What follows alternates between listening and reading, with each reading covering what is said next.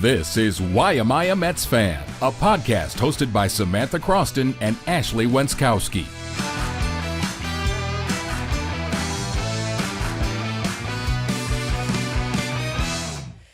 Hello, everybody. Welcome into the Why Am I a Mets Fan podcast. That's Ashley Wenskoski. I'm Samantha Croston. We don't have our overhead shot tonight because here in Syracuse, it is great New York State Fair time. So they take some of our equipment because they need it over at the fair. We had to pop on here, weren't planning on doing this, but genuinely just had to sit down and cook for a couple minutes because of what we saw last night. Francisco Alvarez is the new king of Citi Field. We came here on Sunday feeling a lot of different emotions. A little low. But understanding that the 10-game stretch that we were about to face was the most important of the season, and it wasn't close. And last night, Francisco Alvarez, I'm not going to say saved the Mets season, but I am going to say revived us and rejuvenated us in a way that we needed to come sit down and talk about it. Yeah, that moment with Alvarez last night is...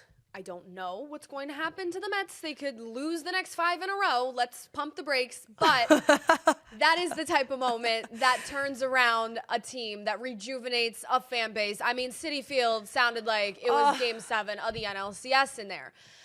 They needed it. They needed that more than any other fan base and any other team in all of Major League Baseball. Desperately. They needed it, and you know who needed it? Not only did the Mets need it, Francisco Alvarez needed it. I cannot name a guy in that lineup who needed a walk-off home run more than Francisco Alvarez. Keep in mind, this was on a 3-0 count, and our absolute darling friends, Keith and Ron, said, "Don't swing, don't do it." It was I think Ron said, "Do you give him the?" I think it was Ron said, "Do you give him the green light?" Or no, Gary said to Ron, "Do you give him the green light?" Ron said no. Okay, so it was Ron. Yeah, Keith didn't say it.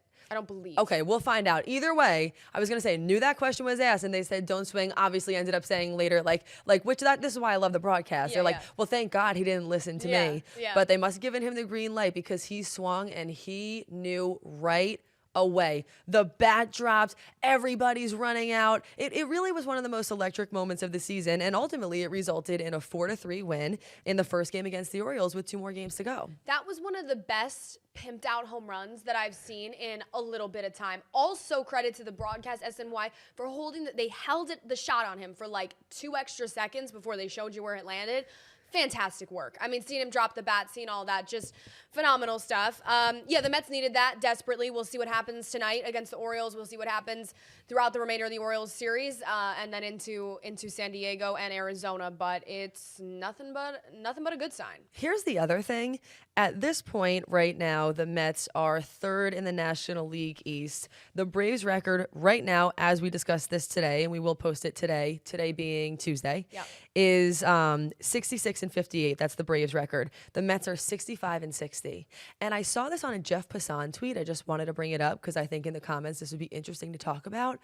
What a crazy, crazy, crazy year this is going to be as far as the playoff picture, whether the Mets are in it or not. Yeah. Like the top 12 teams and their record is all so similar and quite frankly pretty low. I don't remember the exact numbers, so I'm not going to sit here and spew it out. I'm sure James Buckley will find it for us. But what I'm trying to get at here is like it was something about the whole who's even going to reach a 90-game win season here. Yeah. Like the playoff picture is closer than it's been in a long time, which makes this all so much more exciting on a daily basis. Certainly a unique year in baseball. That's something we talked about with Anthony DiComo when he was on the show a few months ago, was really the parity that the third wild card has brought throughout baseball. So many more teams feel like they're in it at all times, but not only feel like they're in it, like they are in it. Like the Mets aren't, they're in it. They're a game or 2 back from a wild card spot, a playoff spot. So it's definitely going to be interesting down the stretch. Like I said at the end of our last episode, I think these next now 9 games for the Mets are going to make or break the season.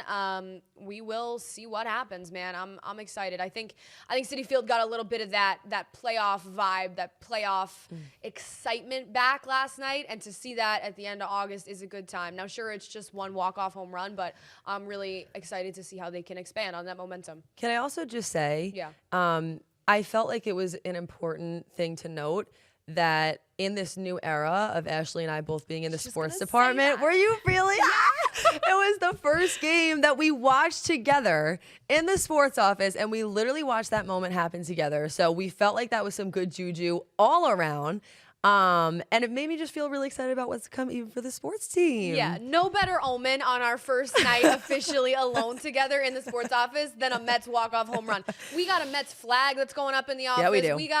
We're Metsifying this place. So be on the lookout for that. You could hear our screams last night probably from a mile away. 100%. Yeah, literally our meteorologist, Violet Skyborg, came in and was like, is everything okay? Is someone hurt? We're like, no, it's a The Mets Mets just victory. won, yeah. Exactly. Up next, we obviously have Padres, Diamondbacks, still 2 games left against the Orioles, and we'll be here on Sunday, but we had to come on. We had to talk about it. Can you guys just let us know what your favorite part of last night was? Where were you sitting? Will you remember this forever? It felt like an important moment in the season. So thanks, as always, for being here for our little instant reaction, and we'll see you back here next. Oh, actually, that's one other thing. I'm just going to say it so people know. We are most likely changing our filming days. So we're probably from here on out going to be dropping our episodes, I believe, on Tuesday morning. We will let you know for sure what the situation is going to be, but I'm coming off Sunday. It means we're going to have to drop the episodes a little later. So if you don't see it right on Monday morning, don't be alarmed. Once we have that schedule set for you, we'll let you all know about it. Thanks so much for joining us. That's Ashley. I'm Sam. We'll see you on Sunday, Monday, or Tuesday. I'll let you know.